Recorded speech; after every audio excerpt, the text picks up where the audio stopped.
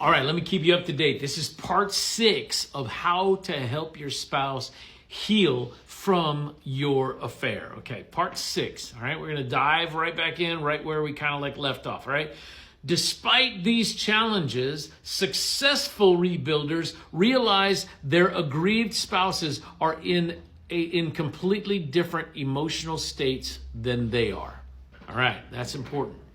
Understanding that your betrayed spouse is in a completely different emotional state than what you are in. All right?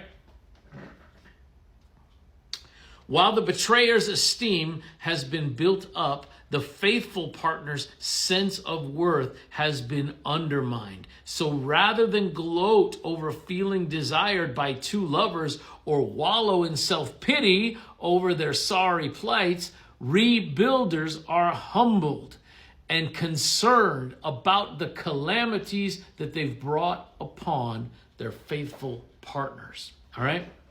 We caused a lot of problems. Listen, this is nowhere that I have not been, okay? Understand that. I want you to understand that I don't speak on this thing coming from no knowledge on this, okay? I speak of it coming from the standpoint that I had an affair. I had a 4-year-long affair, okay? People shy away from this stuff too much.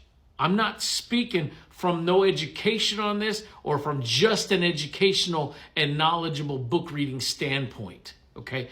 I'm speaking from experience on all of this. I know what it looks like. I know what it feels like on both sides. Let me tell you something. These days, I can very quickly and easily speak almost, I make the mistake sometimes of speaking from the betrayed point of view. Why is that a mistake? Well, because I was not the betrayed. I was the previously unfaithful here. I am the previously unfaithful. I was the unfaithful in my scenario, okay? And now, understanding that, it's very important to really grasp where we're going with all of this, okay? All right, so successful rebuilders realize that the reason for their spouse's current lackluster appeal is usually the betrayer's own fault. They know that their harmful acts before, during, and after the affair have demoralized their wounded partners.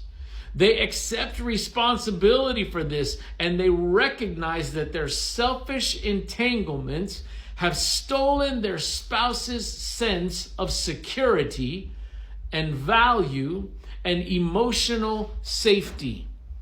Rebuilders say to themselves, "No wonder my spouse is so moody, tearful, and insecure. I did this to him or her." When successful rebuilders understand that their lies and betrayals are the source of their partner's extreme reactions, they feel less defensive and more compassionate toward their hurt spouses. Isn't that interesting? When successful rebuilders begin to understand what their lies and their betrayals have done, and that their lies and their betrayals are the source, those reactions don't seem extreme anymore. All of a sudden, my betrayed spouse's reactions don't seem so extreme when I realize that I'm the cause, when I realize that I am the one who did this. Listen, guys, anybody for that matter, male, female, if you have had an affair, if you have cheated, if you have betrayed in any way, shape, or form, first and foremost, let's get the definition out of the way, because the definition of cheating to one person is so much different than it is to another person. Get that out of the way right now, okay? Let's get that out of the way. You want to know the definition? It's keeping anything secret. It's keeping anything hidden. If you go forward with that, move forward with the idea. Robert Weiss wrote about that in his book, Out of the Doghouse. Good book, very in your face. But one of the things that he wrote about in there was that it's the hiding, it's the secret things. That is the betrayal. Secrets are the betrayal. Okay? We need to be open. Secrets are cheating. That's what you need to move forward with, okay? So you're not sitting here telling your wife, well, I didn't cheat, I only did this. Well, I did this, so it wasn't really cheating. Well, we never actually had sexual intercourse, so it wasn't cheating. If you're going there and doing that, Come on, man. We've got to understand that there's one and only one real definition, and that is anything that I'm hiding. Secrets. Okay? Secrets are cheating. All right? So, since I got that out of the way, all right. So, again, I'm not speaking from no experience here, okay, guys? I'm not speaking from no experience. All right. So, when we understand that, their reactions don't seem so extreme. Let's look at a few public examples of those who failed to get it. This is big right here. You remember former President Clinton's weak apology, his lack of contrition, his initial attempts to evade the truth through being technically correct.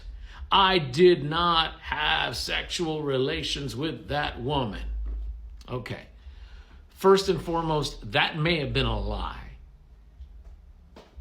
Okay, I understand this thing to such a degree now that I wouldn't believe it. Okay. Did you hear his later admissions of wrongdoing and get the feeling that something was missing at that time? And what about the presidential hopeful John Edwards? Can you imagine the pain that his wife experienced with his repeated efforts to cover up his affair and the child that was created because of his affair, the love child, while asking her to support his bid for the highest office in the land? All while she, his wife, battled a recurrence of her cancer. Mr. Edwards' ability to convince his wife and his staff to go along with his shenanigans is a prime example of charm gone bad. All of these people were lying. They were lying to themselves, lying to their spouses, lying to the world. And did you watch the televised admissions of Governor Mark Sanford? Did you wince like I did when he made his meandering confession, clueless as to the ways that his bungled words would impact his wife and his children? The missing piece in each of these above examples was the sense that they got it.